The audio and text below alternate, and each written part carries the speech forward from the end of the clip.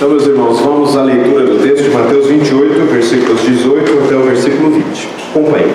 Jesus, aproximando-se, falou-lhes, dizendo: toda autoridade me foi dada no céu e na terra. Ide, portanto, fazei discípulos de todas as nações, batizando-os em nome do Pai, do Filho e do Espírito Santo, ensinando-os a guardar todas as coisas que vos tenho ordenado. E eis que estou convosco todos os dias até a consumação do século. Amém. Ainda precisamos ensinar algo a alguém como cristãos? Não são suficientes já a quantidade de informações que nós temos sobre o cristianismo, sobre a vida cristã que nós encontramos no YouTube, no Facebook, naqueles grupos de compartilhamento de ideias. Não é suficiente também a quantidade de congressos que existem. Existe congresso da nossa denominação, da Igreja Presbiteriana do Brasil. Existem bons congressos também de outras denominações. Existem congressos interdenominacionais, como da Editora Fiel. Existem bons congressos por aí. Será que ainda é necessário eu me preocupar em fazer discípulo com outro, diante da quantidade de livros que já foram publicados, escritos e estão à disposição? E alguns deles estão inclusive na nossa estante. Alguns jamais foram abertos, estão apenas tomando um pouquinho de poeira, aguardando que a gente os abra para ler. Olha, se não abrir o livro, não tem como a informação chegar. Mas já tem bastante informação. Será que é realmente necessária hoje a atividade do discipulado?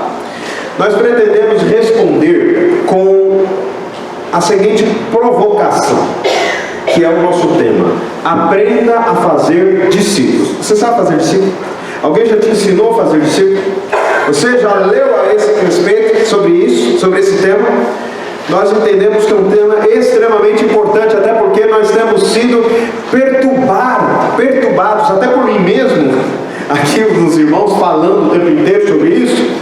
E às vezes a gente pensa: eu tenho que fazer discípulo, eu tenho que ser um discípulo, mas como que se faz discípulo?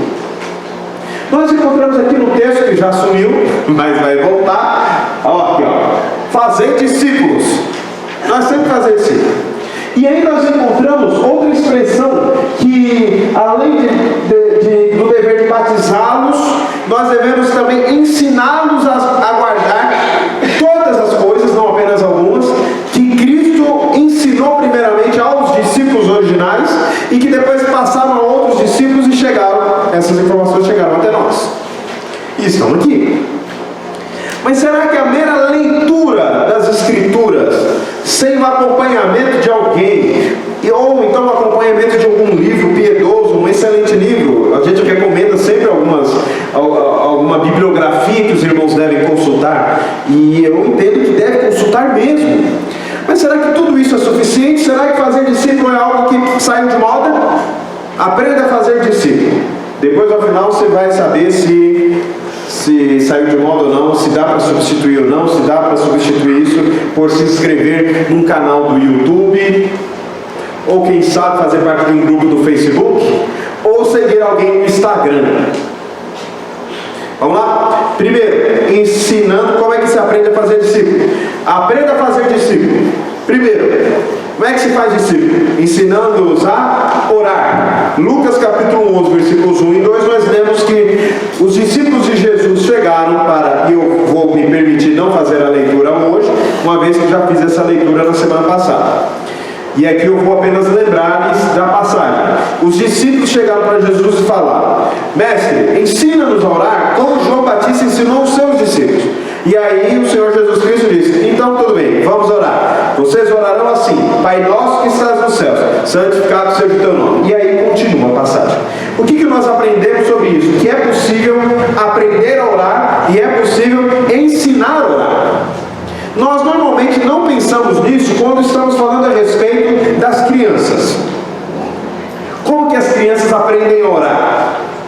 Da seguinte forma: você vai lá e fala, e o que ela faz? Ela repete o que você está orando. E aí nós temos inclusive a seguinte situação: se somente a mãe está ensinando o seu filho a orar, o que o filho está aprendendo? Filho menino, filho homem? Que oração é coisa de? Mulher. É isso que ele está aprendendo. Se o pai não ensina o filho a orar, ele está ensinando para o filho que oração é coisa de mulher. Então é preciso os pais pensar que imagem meu filho está tendo a respeito de mim. Coloque isso em mente. Não é apenas sua esposa que deve orar com seus filhos. É você, pai, que também deve orar, até porque você prometeu quando veio aqui batizar seu filho. Prometeu que iria orar por ele. Isso inevitável, se faz mesmo. O segundo é que é difícil, é orar com ele. Prometeu também. Quando batizou, prometeu. Orar por ele e orar com ele. Isso é importante. Isso é muito importante. E aí quando nem o pai nem a mãe ora, aí acabou. Aí oração é coisa para quem? Para ninguém, né? Não é nem coisa de mulher, nem coisa de homem. É coisa de ninguém ora. Mas a gente deve pensar o seguinte: a criança quando nasce, ela já nasce sabendo orar? Eu nunca ouvi ninguém aprendendo. Primeira palavra da criança falou, não foi mamãe, não foi papai, não foi vovó, não foi titi, não foi personagem da TV. Foi o quê? Meu Deus, ouve a minha prece. Alguma criança já fez isso? A não ser que ensine a orar, ele não vai aprender. Agora, a pergunta é: por que nós achamos que a criança precisa aprender a orar e o adulto não? Né? Porque quando a gente discipula alguém, e eu entendo que nós devemos discipular, nós normalmente só falamos para a pessoa: vai para a sua casa orar. A pessoa vai falar o quê? Não sei orar, nunca orei, não aprendi, ninguém me ensinou. Alguém já te ensinou a orar? Oração a gente só está aprendendo por meio de observação. A gente copia a oração do outro. E a única forma que nós estamos aprendendo a orar. Por quê? Porque as pessoas não estão ensinando a orar. Elas não ensinam os seus discípulos a orar. Por isso o discipulado é importante. Por isso o discipulado é importante. Porque assim como Jesus ensinou seus discípulos a orar, assim como João Batista ensinava seus discípulos a orar, quando nós fazemos discípulos, e a Bíblia diz que nós devemos fazer, nós precisamos ensinar esses discípulos a orar. Seja ele adulto, seja criança, seja adolescente. Não importa a idade. Porque um adulto de 70 anos que nunca orou na vida, vai aprender sozinho a orar? Pode até aprender sozinho. Pode até ouvir a oração dos outros. Mas o que a Bíblia ensina para nós que estamos fazendo discípulos? Nós devemos ensinar a orar. Segundo lugar, ensinando a amar. Novo mandamento vos dou, está escrito lá em João capítulo 13, versículos 34, versículo 35, que vos ameis uns aos outros, assim como eu vos amei. Assim como é possível nós aprendermos e nós ensinarmos a orar, nós devemos aprender e ensinar a amar. Paulo, escrevendo a Tito, dizia que Tito deveria orientar as mulheres de sua igreja, as mulheres mais idosas, a ensinar essas mulheres, ou melhor, dizer essas mulheres, para ensinar como as mulheres mais novas deveriam amar seus maridos e seus filhos. Porque amar é algo que se ensina, amar é algo que se aprende. Nós não nascemos sabendo amar. Ilustrei também essa verdade na semana passada a respeito daqueles adultos que chegam diante de seus filhos e normalmente com outras pessoas ao redor observando e falam: filhinho, você ama o papai? Filhinho, você ama a mamãe? E o filhinho fala: não. E o sujeito fica envergonhado. Ele fala: como assim não me ama? Ainda ameaça o menino ou a menina, ou então promete, suborna a criança e falando: eu te dou um sorvete se você me amar. Se você falar que me ama. Ela já aprende que o amor é um bem negociável. Ela sabe que se ela amar, ela ganha um dinheirinho, um sorvete. Olha o que ela está aprendendo. Olha o que está sendo ensinado. Atenção, meus irmãos. A criança não nasce sabendo amar. Ela precisa aprender. Ela precisa aprender. Porque amar se aprende e amar se ensina. Agora, como que o cristão deve amar? Meus irmãos, por que a gente acha que a pessoa que se converteu ontem já está sabendo como o cristão deve amar? Ela tem que aprender. E Jesus está dizendo: assim como eu vos amei. Ou seja, ele coloca um modelo de seu próprio amor para ser observado pelos seus discípulos, para que eles pudessem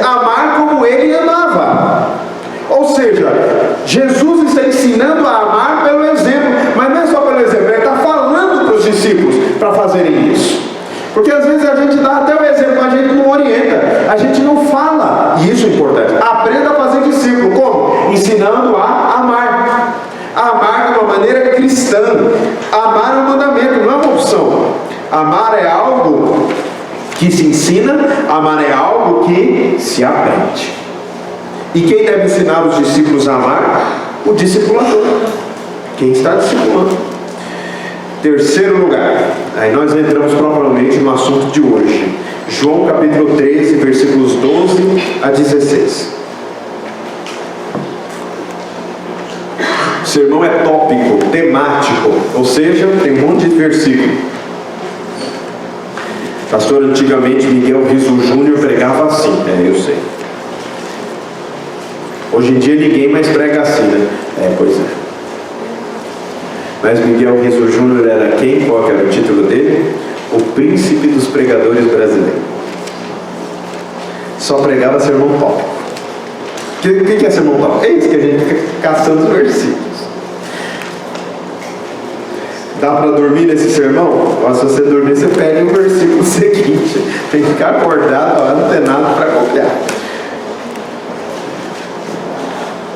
João 13, versículos 12 ao versículo 16. João 13, versículos 12 a 16. Se você ainda não achou, você vai parar de procurar e você vai ouvir. Vamos lá.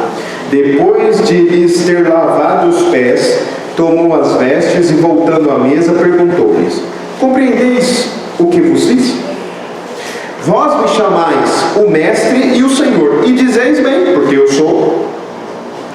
Ora, se eu, sendo o Senhor e o Mestre, vos lavei os pés, também vós deveis lavar os pés uns dos outros. Porque eu vos dei como está escrito na sua Bíblia? Exemplo, para que exemplo não é à toa, agora ele vai explicar o exemplo. Porque para que como eu vos fiz, façais vós também. Em verdade vos digo que o servo não é maior do que o seu senhor, nem o enviado maior do que aquele que o enviou. O que Jesus está ensinando os seus discípulos? A serem humildes. A serem humildes.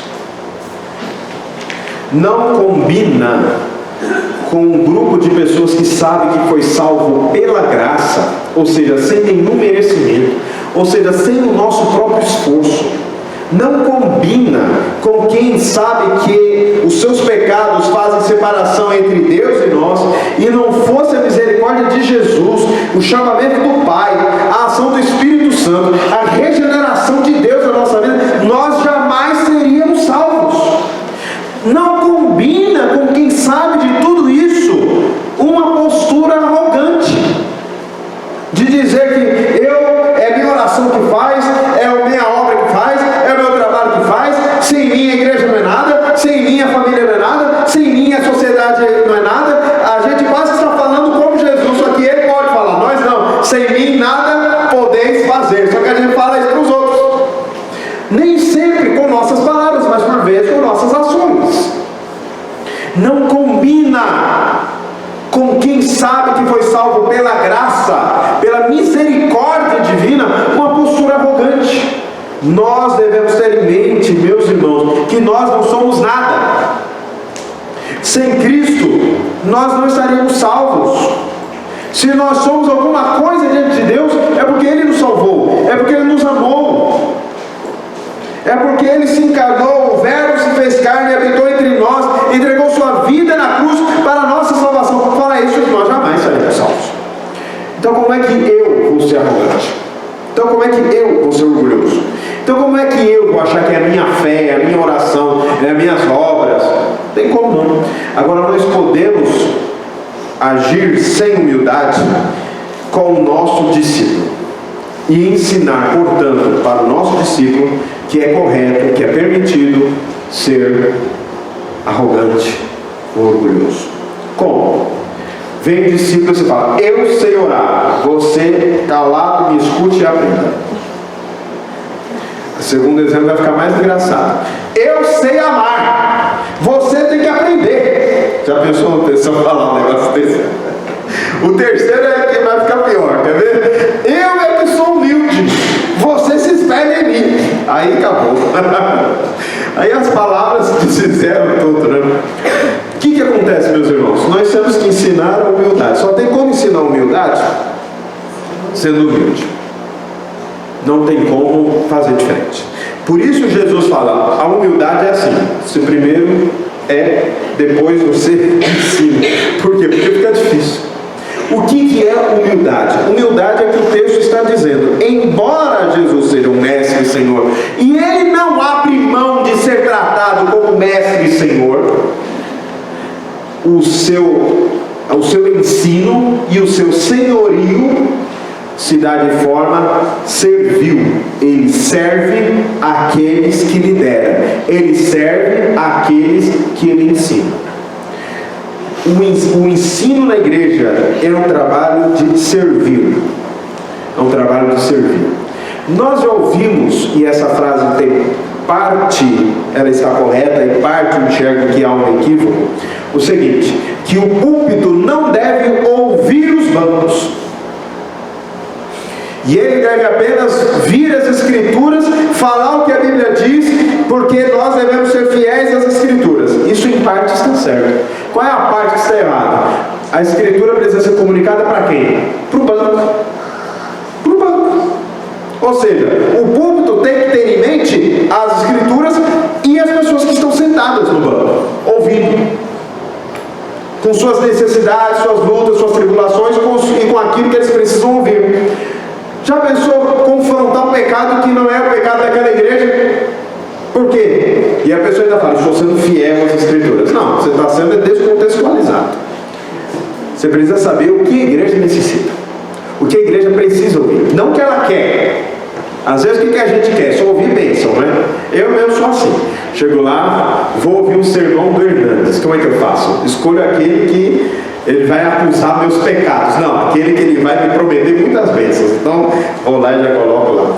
Ou então eu coloco alguma coisa que eu concordo com ele, né? Por exemplo, a segunda vinda de Cristo. Eu já sei que ele é milenista. Então eu já falei, esse sujeito tá bom de ouvir. Então eu vou lá e ouço sobre falar sobre isso. Não é assim que a gente faz? É assim que a gente faz. A gente escolhe aquilo que a gente quer ouvir. A gente não escolhe aquilo que a gente precisa ouvir. Normalmente não. O que acontece? Com humildade, nós precisamos saber das necessidades do outro. E só tem como saber da necessidade do outro se a gente fizer o quê?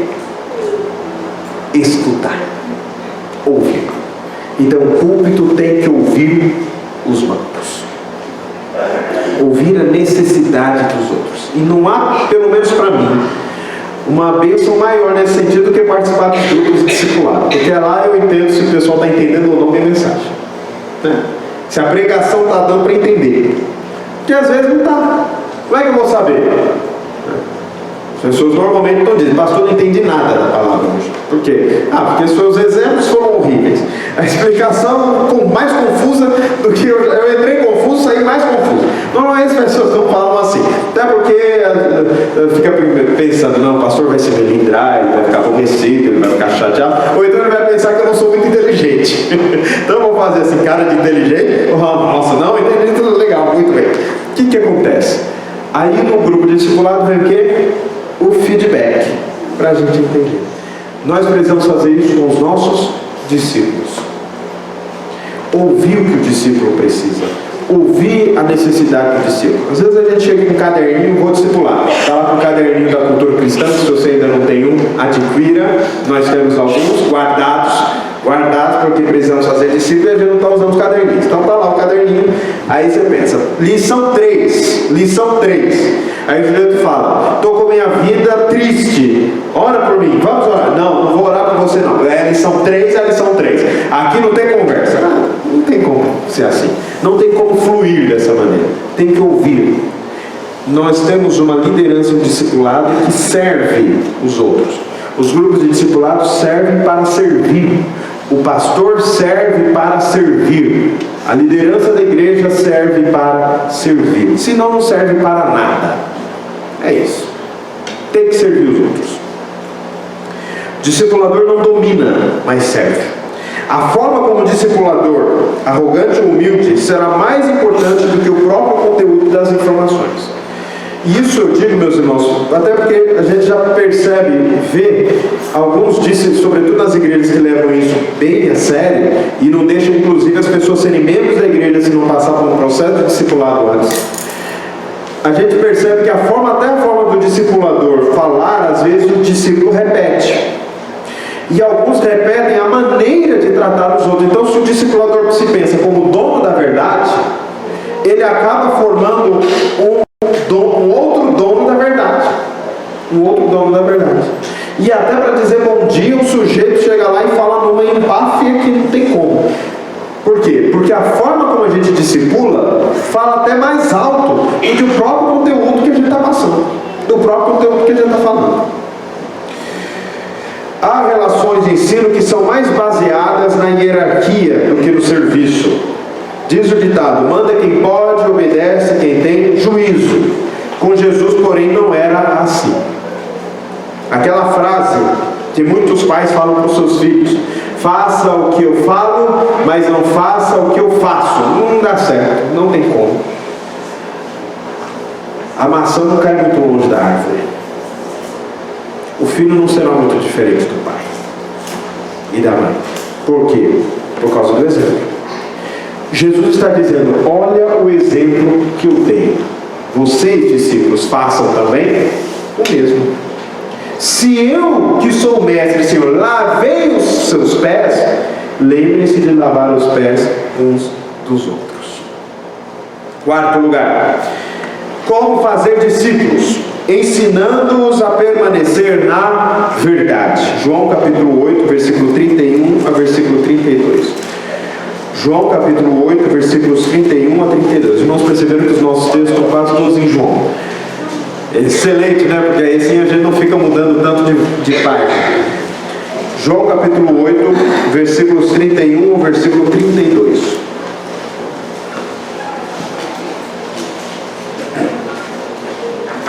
Disse, pois, Jesus aos judeus que haviam crido nele: se vós permanecerdes na minha palavra, sois verdadeiramente meus discípulos. Conhecereis a verdade vos libertará. Responderam-lhe: somos... Não, vai até aqui. A partir de agora a gente entra numa controvérsia. A partir do versículo 33. O que eu quero trazer aqui é a expressão verdade. Versículos 31, versículo 32. Vamos contar. Disse, pois, Jesus aos judeus que haviam crido nele. Nós estamos falando aqui com as pessoas que já foram, em tese, convertidas, não é isso? Haviam crido nele. Então é para essas pessoas que Jesus está se dirigindo. Então vamos lá. Se vós permanecerdes na minha palavra, sois o que? Verdadeiramente meus discípulos. Copia aí cada vez que apareceu verdadeiro. Verdadeiramente, seja como uma função, seja com uma outra função, seja da forma verdade ou de alguma outra forma que seja derivada de verdade. Vamos contar. Se vós permaneceis na minha palavra, sois verdadeiramente meus discípulos, e conhecereis a verdade, e a verdade, de novo, vos libertará. Três vezes aparece aí a expressão verdade. Jesus está falando a respeito de ser um discípulo verdadeiro. Jesus está dizendo a respeito de ser possível conhecer a verdade. E Jesus está dizendo também que a verdade, além de ser conhecida, ela é um agente de libertação. Três verdades a respeito da verdade. Olha que beleza. Tem como esquecer um negócio desse? Não tem. Com o título deu 4. Presta atenção. Verdadeiros discípulos, porque é possível nós sermos falsos discípulos. Conhecer a verdade, porque nós podemos conhecer o erro. Terceiro lugar. A verdade libertar, porque podemos estar presos pelo erro. A palavra verdade, ela tem um sentido de primário daquilo que não é falso. O que isso significa? Os irmãos já pegaram dinheiro que sai do caixa eletrônico?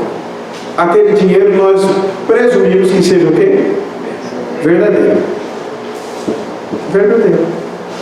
Aí a gente pega o dinheiro, vai até a padaria, nota de R$100, vai comprar 5 pães. Dá R$2,30, mais ou menos. Aí a caixa, ela olha bem na sua cara, tanto quanto irritada, porque vai-se todo o dinheiro que está lá. Ela olha lá e ela vai bem na sua face e olha se a nota é verdadeira, porque ela pode ser falsa. O conceito é esse, simples assim, meus irmãos. Simples assim. Eu espero que a ilustração tenha ajudado. O que é a verdade? É aquilo que não é o falso, aquilo que não é o errado, aquilo que não está longe da realidade. A verdade, verdadeiro discípulo. Porque pode ser que nós sejamos um discípulo igual nota de 30. Não existe. Igual nota de R$3. Não existe. Mas está lá. Nós podemos conhecer a verdade, porque pode ser que nós estejamos conhecendo aquilo que seja o falso, o errado. Nós podemos estar presos pelo erro, aí vem a verdade e nos liberta. O que Jesus está querendo dizer com isso, meus irmãos? Que nós, mesmo convertidos, podemos trilhar o caminho do erro. E nós precisamos aprender com os nossos discipuladores. O discipulador tem que aprender a levar o seu discípulo para o caminho do verdadeiro, do certo. Onde que está o certo? A essa pergunta nós podemos responder de diversas formas. O certo está nas Escrituras. O certo está na revelação de Deus. Mas o certo neste texto está na própria pessoa de Jesus. E conhecereis a verdade, e a verdade vos libertará. E ele está falando a respeito daquilo que é o verdadeiro. O discípulo, ele deve caminhar na verdade e deve sair do erro. Significa, meus irmãos, que ele não apenas deve conhecer, mas ele deve também permanecer. Se vós permanecerdes na minha palavra, que é a verdade, sois verdadeiramente os meus discípulos. Discípulo de Jesus que não caminha na palavra de Deus é como nota de R$30. Diz que é, mas não é. Ensinando-os a guardar todas as coisas que vos tenho ordenado, significa que o discipulador deve ensinar o que para o discípulo? A Bíblia. Simples assim.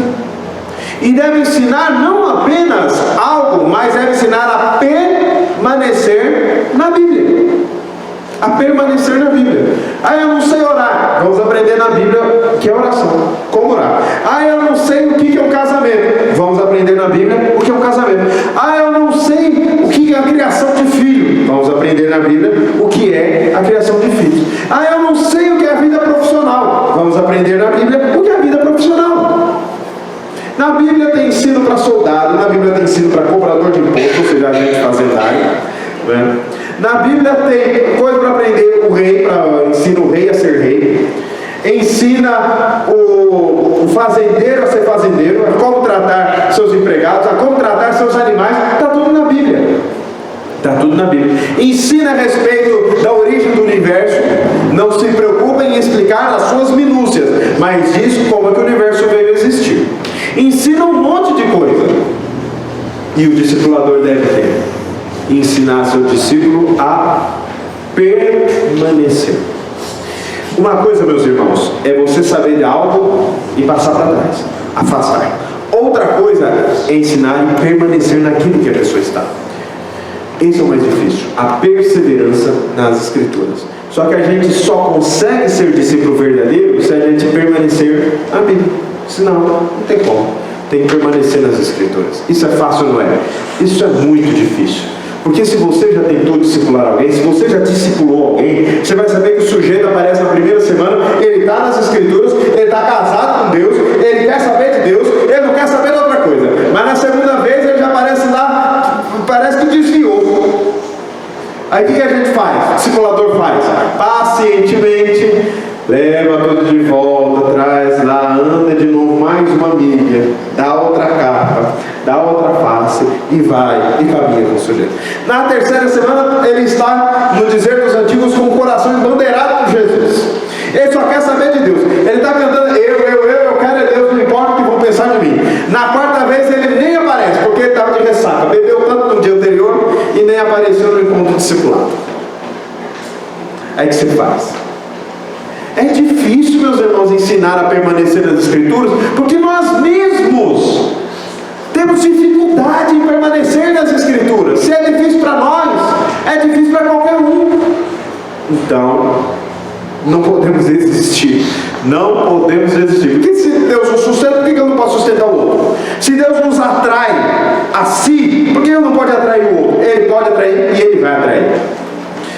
É difícil, meus irmãos, fazer discípulos? É. Vocês não estão percebendo que eu tenho que ensinar a esse discípulo?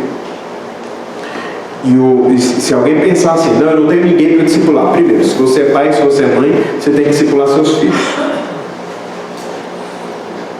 Se você é avô e avó, você pode discipular seus netos.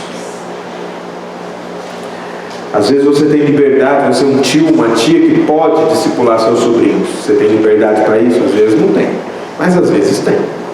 Você pode fazer isso. Mas você também é chamado a fazer discípulos adultos. Ensinar aquelas pessoas que estão caminhando com você a vida cristã, a se sentir responsável por aquele que acabou de chegar. Dá para fazer essas coisas? Aprender a ser humilde, aprender a orar, aprender a ser humilde e aprender a permanecer na verdade. Dá para ensinar lendo livro? Dá para ensinar vendo vídeo do YouTube? Dá para ensinar mandando para o congresso, passa 5 dias lá na bênção pura e chega aqui e encontra a dureza da vida real? É como os discípulos que foram para a montanha junto no Monte da Transfiguração para estar com Jesus, para estar com o Pai, com o Filho e com o Espírito Santo, na presença de Moisés e Elias, e quando chega de lá está o demônio no corpo da criança, os discípulos vão conseguindo exorcizá-lo. E os fariseus discutindo com os discípulos por que não conseguia. E os discípulos pensando, meu Deus, por que acabou a transfiguração? Vem a dureza da vida real. E aí, na dureza da vida real, acabou o congresso. Mal comparando, não é a mesma coisa. Mas está lá no congresso, bênção pura, e Deus está lá. E é uma maravilha. Aí você sai do congresso, você chega na dureza da vida real, das lutas da vida real, e aí? E o sujeito está lá sozinho, porque está sendo discipulado pelo reverendo Augusto Nicodemos. E aí, o reverendo Augusto Nicodemos está no Recife. E você está aqui. E aí, como é que faz? Está sendo discipulado pelo D.A. Carson. Pior ainda, ele está lá no norte dos Estados Unidos, você está aqui. Como é que faz? Não faz, né? Não dá para fazer discípulo à distância. Não existe EAD para discipular. Você tem que estar junto, você tem que caminhar. Não tem como fazer essas coisas, meus irmãos, mandando simplesmente mensagem no WhatsApp. Você tem que estar junto. Nós temos que estar juntos. A nossa igreja, de uma maneira geral, faz o seu discipulado de forma grupal, por meio de grupos. Os líderes são, por vezes, chamados a ser discipuladores das pessoas que estão participando deste grupo. Talvez por isso seja tão difícil, e talvez por isso muitas pessoas até se sentem um pouco intimidadas. Mas a questão é o seguinte: você não tem opção. Porque até onde nós podemos perceber, Jesus não falou: algum poder me foi dado, alguma autoridade me foi dada, então eu vou dar algumas sugestões para pessoas que no final das contas, elas mesmas que têm autoridade sobre suas vidas. Se vocês acharem por bem, façam alguns discípulos e escolham as nações que vocês querem, acham mais legal fazer. Parece que Jesus ensinou, falou de outra forma. Não foi como é que Jesus falou? Eu tenho autoridade, você não. Eu mando, você obedece. E o que eu mando? Faça discípulos de todas as nações, ensinando, batizando primeiro em nome do Pai, do Filho e do Espírito Santo, ensinando-os a guardar todas as coisas que vos tenho ordenado. Mas não se preocupa não. Você acha difícil? Eu acharia no seu lugar. Mas não se preocupa não. Eis que estou convosco todos os dias, até a consumação dos séculos. Não desista. Aprenda a fazer discípulos. Tenta, experimenta. Não pense que você não dá conta, até porque você, pela sua própria força, não vai dar conta também, igual eu. Fraco, igual dizia Spurgeon, devagar, quase parando. Mas o poder do Espírito Santo nos sustenta. É a única forma da gente manter em pé. É o poder do Espírito Santo em nós. E ele está aí, disponível. para você fazer muitos discípulos, para eu fazer muitos discípulos, para nós fazermos muitos discípulos. Não há limites no mandamento de Jesus. Enquanto tiver gente nas nações, nós devemos fazer discípulos. Coloque uma pessoa que você poderia discipular em oração. Durante esta semana, peça a Deus por uma oportunidade para falar com ela. É óbvio que você só pode fazer discípulos de pessoas que já decidiram que são discípulas. Como assim? Pessoa que falou que eu quero ser de Jesus, eu quero andar com Jesus, eu quero entregar minha vida a Jesus e eu quero receber a vida de Jesus para mim. Só tem como fazer discípulo se a pessoa fizer isso. E aí você vai chegar para a pessoa e fala: você quer ser discipulado? Você quer que eu te ajude a andar na fé cristã? E a pessoa vai dizer: quero. Ou então ela vai dizer: sem chances. Aí você procura outra. E nem adianta ficar nervosinho. É assim mesmo, é a vida. Entendeu? É assim que funciona. Então você vai orar, vai pedir a Deus, vai voltar diante de Deus. Que pessoa que eu posso trabalhar? Pessoa assim que está entrando na fé cristã e eu tenho mais tempo. Pode ser, ele tem 0 ano, eu tenho 1. Já está bom para começar? Tá bom. Ah, mas eu não sei tudo, ninguém sabe. Ah, mas quando eu não souber, você vai falar comigo. Afinal de contas, para que serve o pastor numa igreja se não é para ajudar os discípulos a fazerem mais discípulos? Não é isso? Então nós estamos aqui para isso.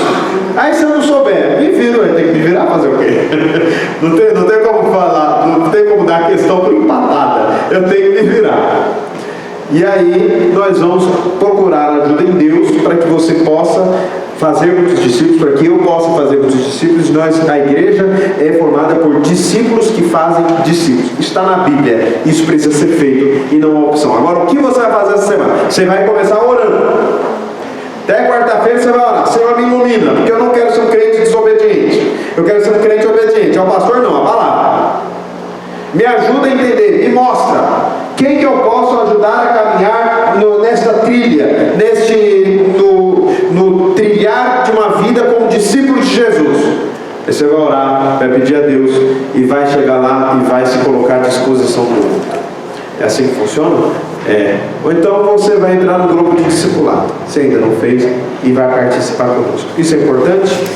Meus irmãos, ser discipulado, a igreja no passado do 1º século. Você acha que isso é importante ou não é? Deus assim nos abençoe. Amém.